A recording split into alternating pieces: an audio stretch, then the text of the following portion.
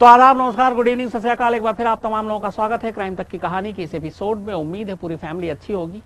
आज नए हफ्ते की शुरुआत, मंडे का दिन। कहानी कुछ और थी, लेकिन बहुत सारे अपनी क्राइम तक फैमिली मेंबर की ही रिक्वेस्ट थी कि बहुत टाइम हो गया कोरोना पे आपने कुछ बताया नहीं और कुछ अपडेट और ये सारी चीज़ें। कोरोना को लेके बहुत सारी अहम चीज़ें सामने आई हैं, न सिर्फ देश की बल्कि दुनिया के। मुझे लगता है कि हम सभी को जानना चाहिए और उसी के हिसाब से हम सब अपने अपने रूटीन को फिक्स करें और जो एहतियात है वो ज़रूरी रखें, उसको पूरा करें। लेकिन आज ओवरऑल पूरे कोरोना के सिनेरियो, क्योंकि लगभग साल होने वाले हैं, इस पूरे साल हम लोग डर के जिए, डर और खौफ के दहशत और उसके साए में जिए। इंसान इंसान से दूर हो गया, दुनिया दुनिया से दूर हो गई, और कभी लगता है कोरोना गया फिर वापस आता है। तो बहुत सारी चीज़ें हैं। आगे मैं बढ़ूं उससे पहले एक ज़रूरी चीज़ ये भी बता दूं कि इस वक्त मैंने इसलिए मास्क नहीं पहना कि आसपास में कोई लोग हैं नहीं यहाँ पे, और थोड़ा सा उसमें ऑडियो की प्रॉब्लम आती है, तो इसलिए निकाल दिया। लेकिन जैसे ही कहानी खत्म होगी मैं वापस मास्क पहन लूँगा। यही आप लोगों से भी कहता हूँ, मास्क ज़रूर पहने, सैनिटाइज़र का इस्तेमाल करें, कम लोगों से मिले, ज़रूरी नहीं हो तो घर से भी बाहर ना निकले।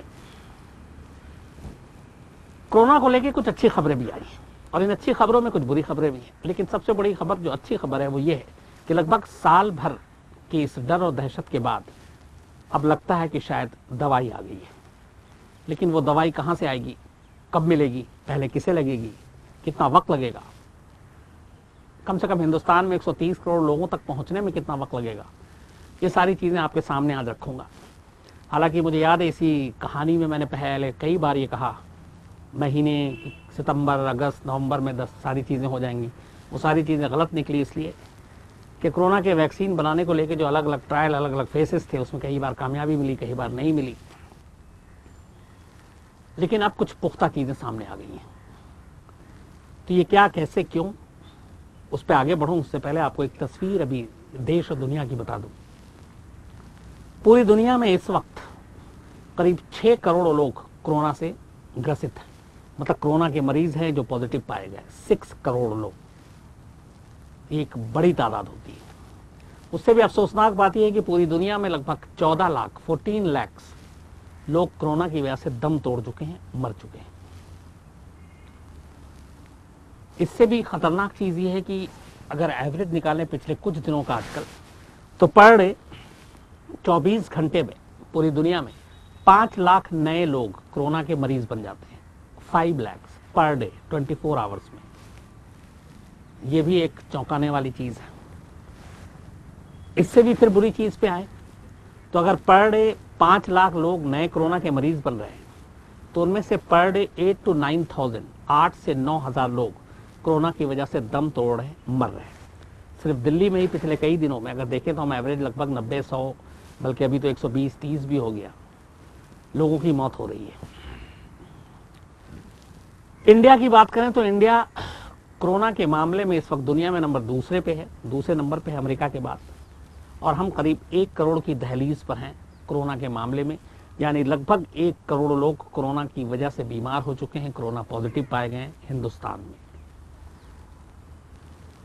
टोटल 1 करोड़ पॉजिटिव, और इनमें से अब तक इंडिया में लगभग 1.25 लाख लोगों की मौत हो चुकी है।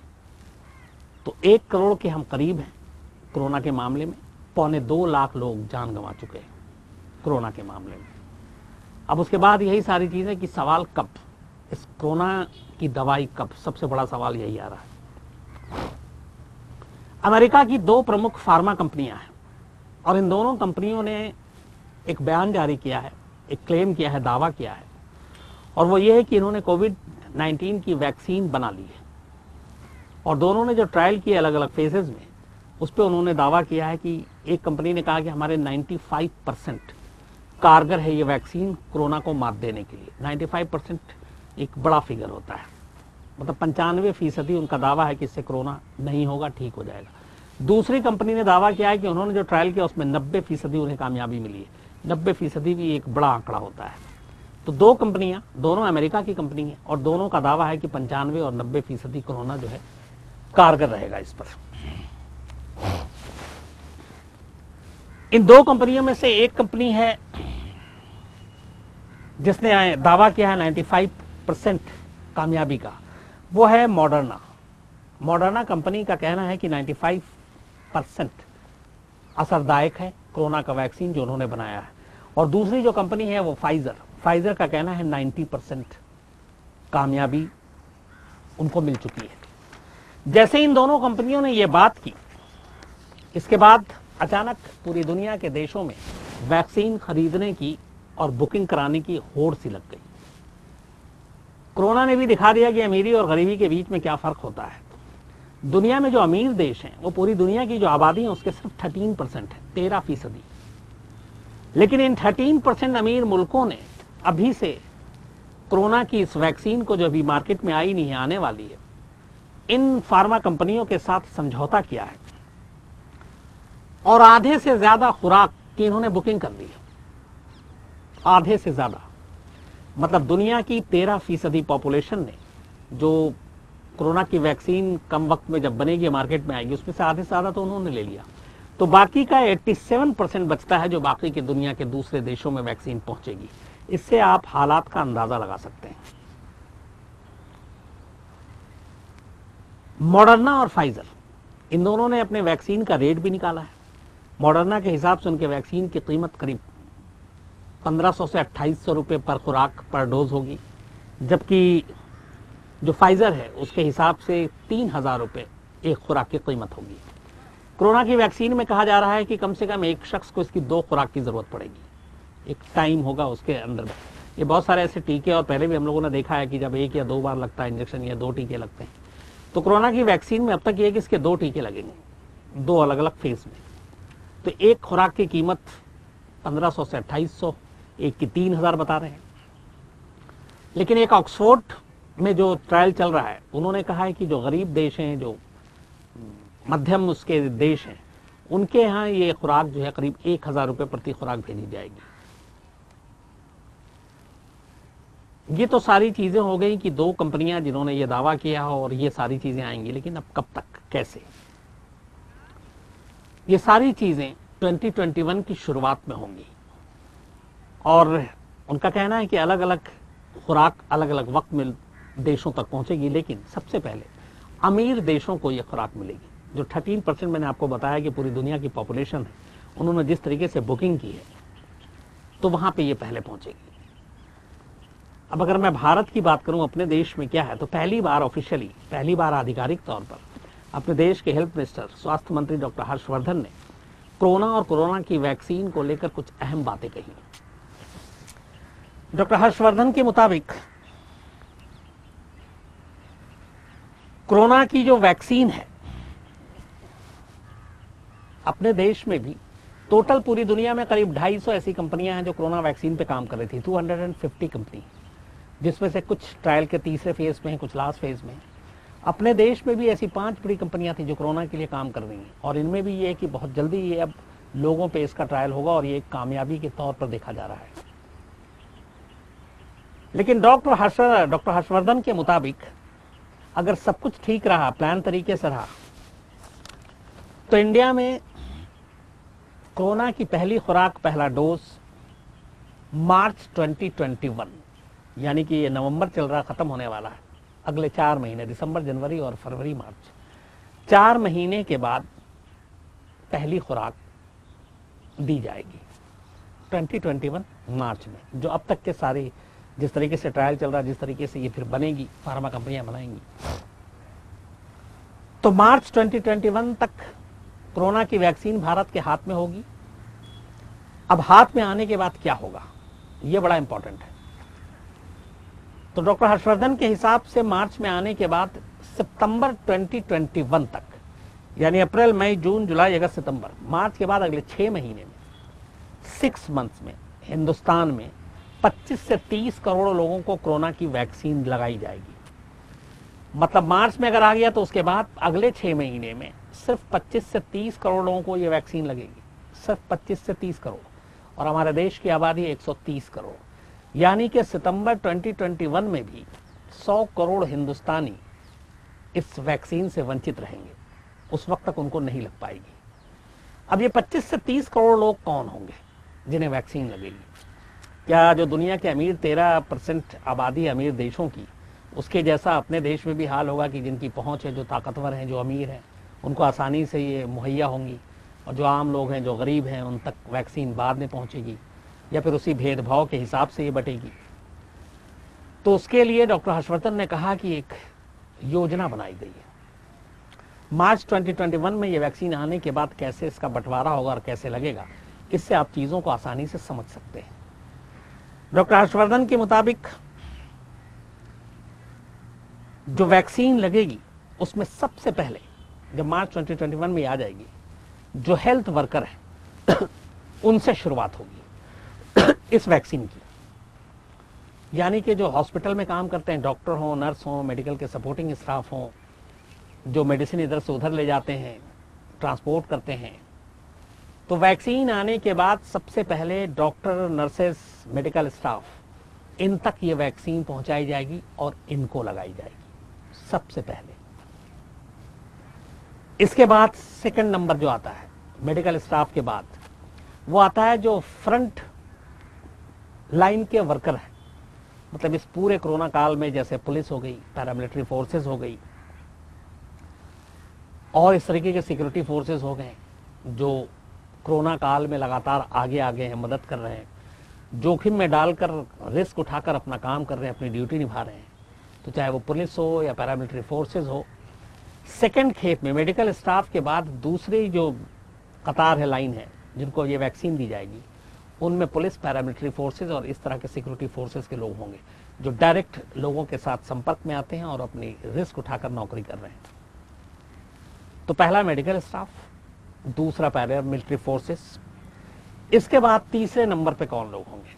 तीसरे नंबर पे वो लोग होंगे हिंदुस्तान में जिनकी उम्र 65 साल या उससे ऊपर है, यानी जितने बुजुर्ग हैं उनको फिर ये वैक्सीन दी जाएगी, इसलिए कि उनको रिस्क ज्यादा है।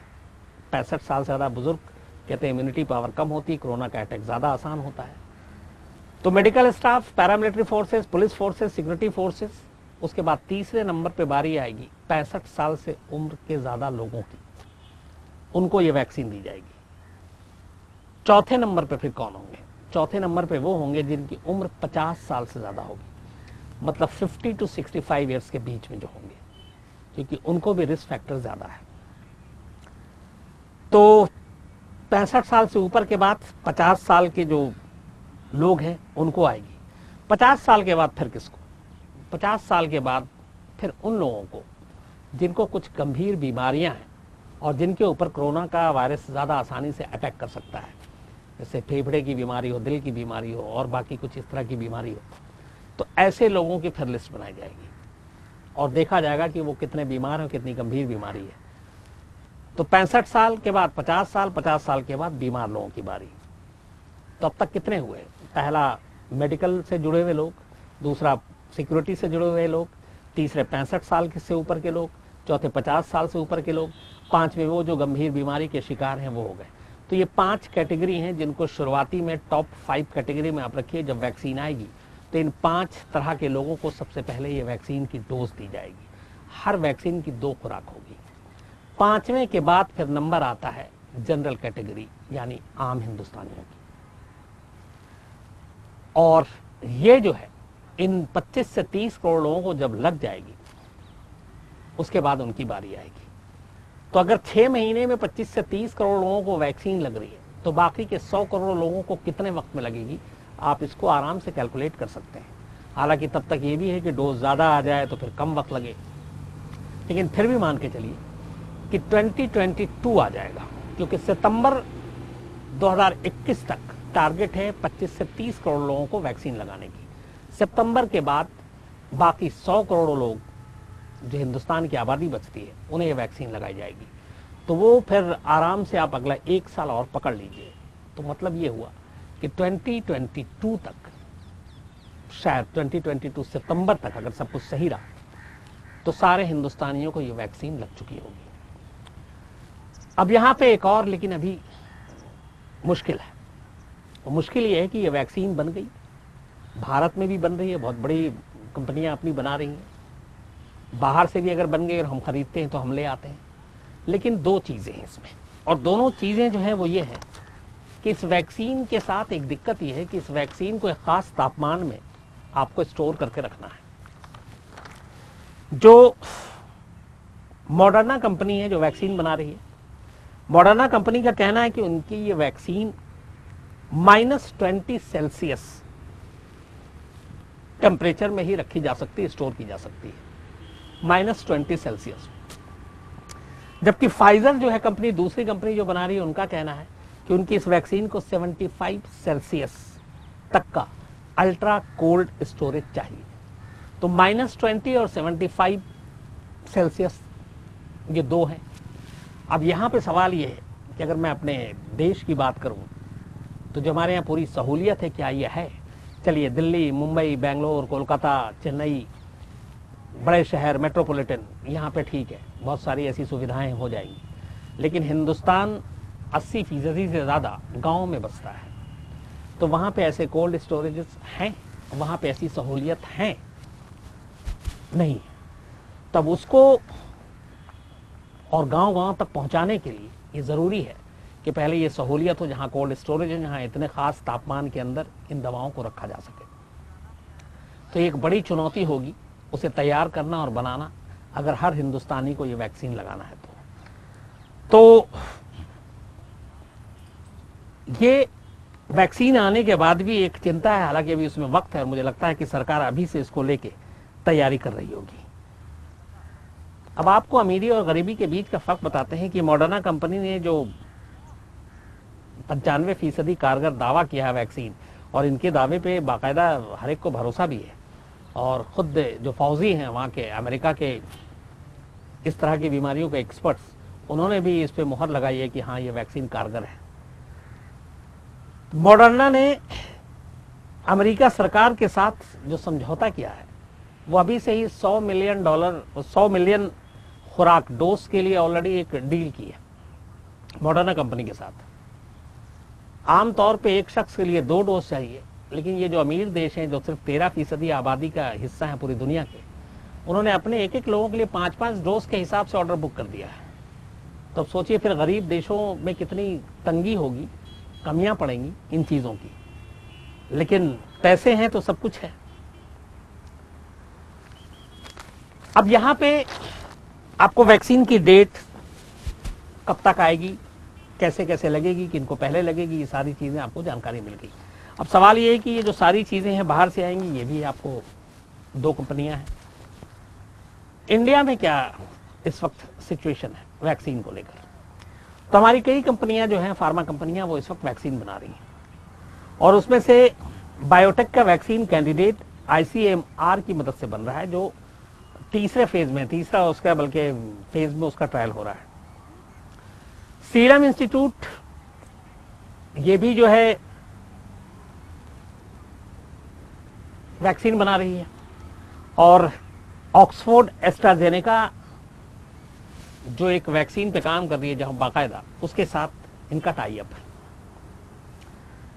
तो इंडिया में बहुत मुमकिन है बहुत जल्दी ह्यूमन ट्रायल शुरू हो जाए इसको लेकर, और इंसानों पे इसका परीक्षण हो, और इसके जरिए फिर ये सारी चीजें जो है दिसंबर के तीसरे हफ्ते तक तस्वीर साफ हो जाएगी।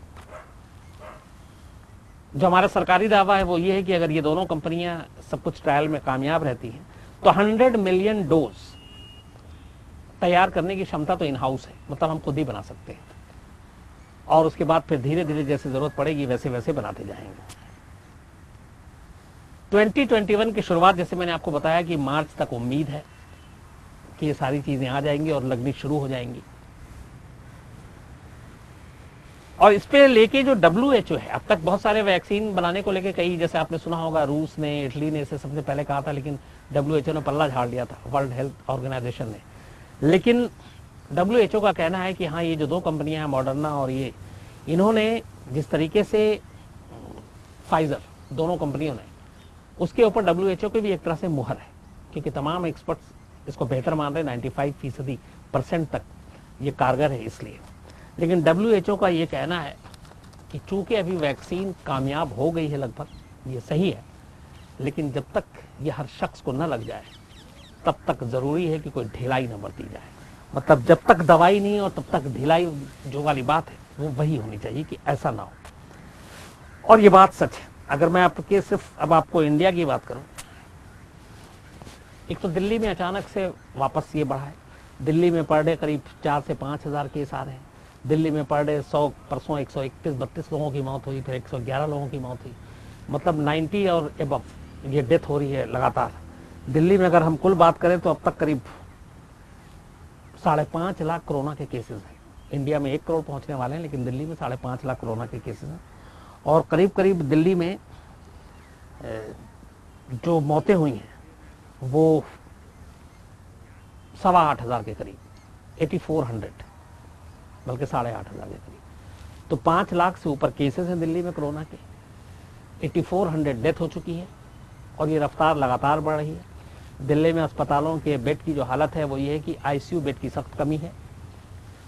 अस्पतालों में मरीजों को दाखिल करने के लिए जगह नहीं है। सरकार और अपनी तरफ से कोशिश कर रही है, लेकिन एक चीज़ जो मैंने देखी वो ये है कि अब जिस तरीके से लॉकडाउन खत्म हुआ, जो बाजार है उसमें भीड़ भाड़ है, जो वीकली मार्केट है वो भी लग रहा है। अभी त्यौहार का वक्त था तो वहाँ पे भी दूसरा, अब दिल्ली में एक और है कि शादी का सीजन शुरू हो गया है। कल संडे को मैं गुजर रहा था किसी काम से, तो मेरे सामने सड़क पे 2-3 ऐसी बारात गुजरी सड़कों पे शादियों की, और मुझे देख के लगा ही नहीं कि इन लोगों को कोरोना का ज़रा सा भी मतलब ख्याल है या डर है। एक अभी रिपोर्ट पढ़ा था चांदनी चौक में शादियों की खरीदारी को लेकर। चांदनी चौक बड़ा फेमस है, दुल्हन के कपड़े और ये सारी चीज़ें मिलती हैं, लहंगा और ये सारी चीज़ें। वहाँ वो आलम है खरीदारी का कि जैसे लगता है कि लोग वहाँ पे शादी की खरीदारी नहीं बल्कि कोरोना की खरीदारी करने जा रहे हैं।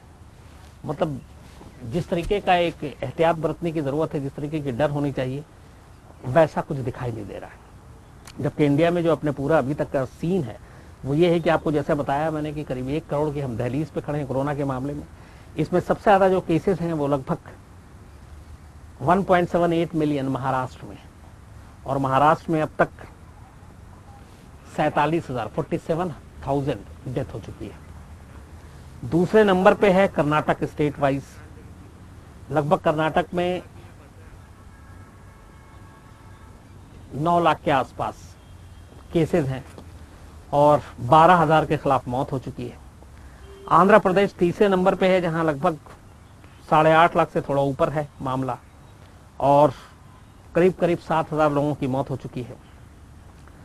तमिलनाडु में करीब 7,17,000 मामले हैं और 11,605 लोगों की मौत हो चुकी है। केरल में 5,63,000 मामले और 2,000 लोगों की मौत हुई है। इसके अलावा दिल्ली में जैसा आपको बताया कि 5,30,000 इस वक्त केसेस हैं और 8,400 के करीब लोगों की मौत हो चुकी है। देश में अगर हम देखें तो बाकी स्टेट में कोरोना के मामले कम हुए हैं, लेकिन दिल्ली में रफ्तार पकड़ी है। और एक और जो रिपोर्ट आई है, जो एम्स के डायरेक्टर हैं डॉक्टर गुलेरिया और बाकी लोगों ने भी कहा है, वो ये है दिल्ली में एक बढ़ने की 2 वजह है। एक तो दिल्ली का अपना एक पुराना जो चला यार, ये हमारी बीमारी प्रदूषण की वजह से कोरोना ने डबल अटैक कर दिया है, सांस लेने में वैसी दिक्कत होती है। दूसरा, ये तो नवंबर है, अभी दिसंबर में ठंड ज़्यादा होगी तो बहुत सारे जो सांस के पेशेंट हैं, बीमार रहते हैं, उनके लिए ज़्यादा खतरनाक और घातक होता है। तो एक चिंता ये भी जताई जा रही है कि दिसंबर में शायद कोरोना के मामले और ज़्यादा बढ़ेंगे। तो बस दुआ कीजिए, एहतियात बरतिए कि बीमारी जल्द से जल्द खत्म हो, और ये जो वैक्सीन की अच्छी खबर है वो जल्द से जल्द सच्चाई में बदले। कम से कम 2020 जिस तरीके से गुजरा है, हमारे एक पुराने साथी आज तक में ही कुमार धनंजय असाइनमेंट पे थे, और मतलब मुझे उनकी सिर्फ इसलिए याद आती है कि हमेशा जब भी बकरीद आया करता था तो कहते थे मुझे कोरमा बिरयानी खाना है, और सालों ये सिलसिला चला था। उसके बाद फिर उनकी कुछ प्रॉब्लम हुई, फिर उनकी हार्ट की प्रॉब्लम हुई थी, बाद में पेसमेकर लगा, और अभी पता चला कि उनको कोरोना हुआ और 2 दिन पहले उनकी मौत हो गई। ऐसे ही अपने एक साथी पुराने लखनऊ में थे, नीलांशु, जिनकी कोरोना की वजह से मौत हुई। ऐसे और भी बहुत सारे लोग हैं। तो ये जो 2020 बहुत ऐसे सारे अपने लोगों को खोया है, जिनको मतलब जिनके जाने की उम्र भी नहीं थी। तो दुआ यही है कि शायद 2021 अच्छी खबर लेकर आए, वैक्सीन लेकर आए, दवा लेकर आए, और ये जो 2020 है इस साल को भुलाने में हमें 2021 मदद करे। तो इन्हीं दुआओं के साथ आप लोग अपना भी ख्याल रखिएगा, और मैंने शुरू में आपसे जैसे कहा, ऑडियो की वजह से मास्क के साथ लाइव करने में या रिकॉर्ड करने में कहानी में थोड़ी ऑडियो प्रॉब्लम आती है, कैमरामैन विनोद शिकारपुरी रोकते हैं, इसलिए मैंने मास्क अभी हटाया। लेकिन ये जैसे ही खत्म होगा वापस मास्क मेरे चेहरे पे होगा। आप लोग भी ज़रूर मास्क लगाएं, सैनिटाइज़र का इस्तेमाल करें, लोगों से कम मिलें, ज़रूरत ना हो तो घर से बाहर ना जाएं, बहुत ज़्यादा एहतियात बरतें, अपना भी अपनों का भी। तो ख्याल रखिएगा। फिर आपसे मुलाकात होगी किसी नई कहानी के साथ। Thank you very much.